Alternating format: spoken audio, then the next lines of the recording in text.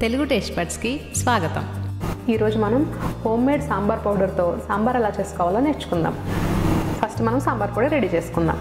దానికి ముందుగా ఒక ప్యాన్ తీసుకొని అందులో ఒక 5 ఎండుమిర్చి వేసుకోండి.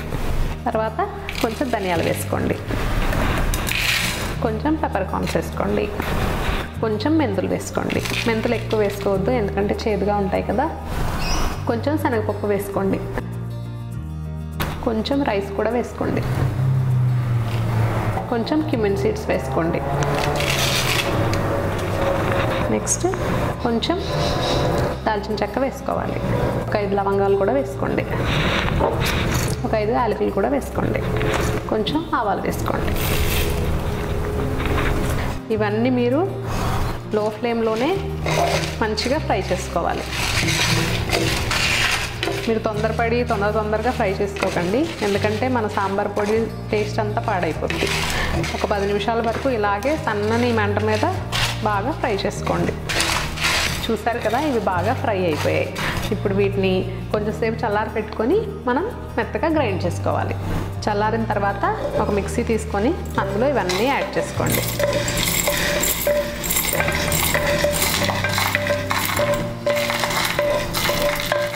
ఇప్పుడు దీన్ని మెత్తగా పౌడర్ చేసుకోండి. చూసారు కదా, చాలా మెత్తగా పౌడర్ వేసుకున్నాం. సాంబార్ పొడి రెడీ అయిపోయిన తర్వాత మళ్ళీ అదే ప్యాన్లో కొంచెం ఆయిల్ యాడ్ చేసుకోండి. దీంట్లో కొంచెం హింగ్ వేసుకోండి, తర్వాత కొంచెం అల్లం వేసుకోండి, ఒక 5 వెల్లుల్లి రెమ్మలు కూడా కట్ చేసుకొని వేసుకోండి, కొంచెం కరివేపాకు వేసుకోండి, కొంచెం కొబ్బరి పౌడర్ వేసుకోండి. మీరు పచ్చి కొబ్బరి వేసుకున్నా కూడా పర్వాలేదు. కొంచెం పసుపు కూడా వేసుకోండి. ఇప్పుడు కొంచెం వేగనివ్వండి. ఇవి కొంచెం ఫ్రై అయిన తర్వాత ఒక 2 టమాటాలు కట్ చేసుకొని వేసుకోండి. దీన్ని బాగా కుక్ చేసుకోవాలి. టమాటాలు కొంచెం మగ్గిన తర్వాత స్టవ్ ఆఫ్ చేసేసుకోండి. ఇప్పుడు దీన్ని చల్లారబెట్టుకోవాలి. తర్వాత మనం కందిపప్పుని రెడీ చేసుకుందాం. దానికి కుక్కర్లో 1 కప్పు కందిపప్పు తీసుకొని క్లీన్ చేసుకొని 2 కప్స్ వాటర్ యాడ్ చేసుకోండి. విజిల్ పెట్టేసి 4 విజిల్స్ వచ్చేంత వరకు మెత్తగా కుక్ చేసుకోవాలి. చల్లారిన తర్వాత దీన్ని మిక్సీలో వేసుకొని మెత్తగా గ్రైండ్ చేసుకోవాలి. దీన్ని ఇలా మెత్తగా గ్రైండ్ చేసుకోవాలి. ఇప్పుడు మనం సాంబార్ ఎలా చేయాలో చూద్దాం. దానికి ఒక పాన్ తీసుకొని కొంచెం ఆయిల్ యాడ్ చేసుకోండి. ఆయిల్ వేడెక్కగా కొంచెం ఆవాలు వేసుకోండి, కొంచెం జీలకర్ర కూడా వేసుకోండి, కొంచెం మెంతులు కూడా వేసుకోండి. అవి జస్ట్ కొంచెం ఫ్రై అయిన తర్వాత కొంచెం హింగ్ వేసుకోండి.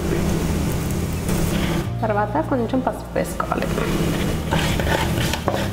ఇప్పుడు కొంచెం ఆనియన్ యాడ్ చేసుకోండి.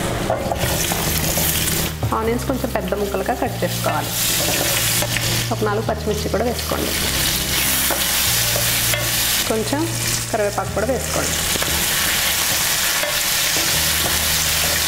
ఇప్పుడు దీంట్లో వెజిటేబుల్స్ అన్నీ యాడ్ చేసుకోవాలి.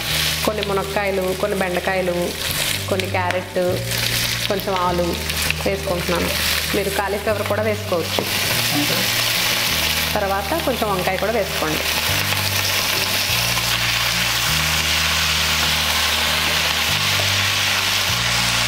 మీరు ఇంకా ఏం వెజిటబుల్స్ కావాలన్నా వేసుకోవచ్చు. కొంతమంది బీన్స్ కూడా వేసుకుంటారు. మీకు ముల్లంగి కావాలంటే ముల్లంగి వేసుకోండి. దీంట్లో 1 టేబుల్ స్పూన్ సాల్ట్ వేసుకోండి. బాగా కలుపుకోవాలి. బాగా కలుపుకొని మూత పెట్టి ఒక 2 మినిట్స్ కుక్ చేసుకోండి. 2 మినిట్స్ తర్వాత దీంట్లో కట్ చేసి పెట్టుకున్న టమాటాలు వేసుకోండి. ఇక్కడ నేను ఒక 5 టమాటాలు కట్ చేసి వేసుకున్నాను. దీంట్లో 1 కప్పు చింతపండు రసం కూడా వేసుకోండి. తర్వాత కొంచెం సాల్ట్ యాడ్ చేసుకోండి. దీన్ని బాగా కలుపుకోండి. తర్వాత మూత పెట్టి ఇంకో 5 మినిట్స్ కుక్ చేసుకోవాలి. ఒక 5 మినిట్స్ తర్వాత చూసారు కదా, ఇవన్నీ కొంచెం ఉడకబట్టాయి. ఇప్పుడు దీంట్లో కొంచెం వాటర్ యాడ్ చేసుకోండి. ఇప్పుడు దీంట్లో మనం ముందు పౌడర్ చేసి పెట్టుకున్నాం కదా, ఆ సాంబార్ పౌడర్ యాడ్ చేసుకోండి. దాన్ని బాగా కలుపుకోవాలి. తర్వాత మనం రెడీ చేసి పెట్టుకున్న పేస్ట్ ఉంది కదా, అది కూడా యాడ్ చేసుకోండి. దాన్ని కూడా బాగా కలుపుకోండి. ఇప్పుడు దీంట్లో 1 టేబుల్ స్పూన్ షుగర్ యాడ్ చేసుకోండి. బెల్లం ఉండే బెల్లం కూడా యాడ్ చేసుకోవచ్చు. షుగర్ యాడ్ చేసుకోవడం వల్ల సాంబార్కి చాలా మంచి టేస్ట్ వస్తుంది. ఇప్పుడు దీంట్లో మనం కందిపప్పు మెత్తగా చేసుకున్నాం కదా, అది వేసేసుకోండి. దాన్ని కూడా బాగా కలుపుకోవాలి. ఇప్పుడు మూత పెట్టి బాగా కుక్ చేసుకోవాలి. తర్వాత కొంచెం కొరియాండర్ కూడా యాడ్ చేసుకోండి. ఇప్పుడు మీరు దీన్ని ఒక 5 మినిట్స్ కుక్ చేసుకుంటే మన సాంబార్ రెడీ. 5 నిమిషాల తర్వాత అంతే, వెరీ టేస్టీ సాంబార్ రెడీ. మరిన్ని వంటల కోసం వాటి తయారీ విధానం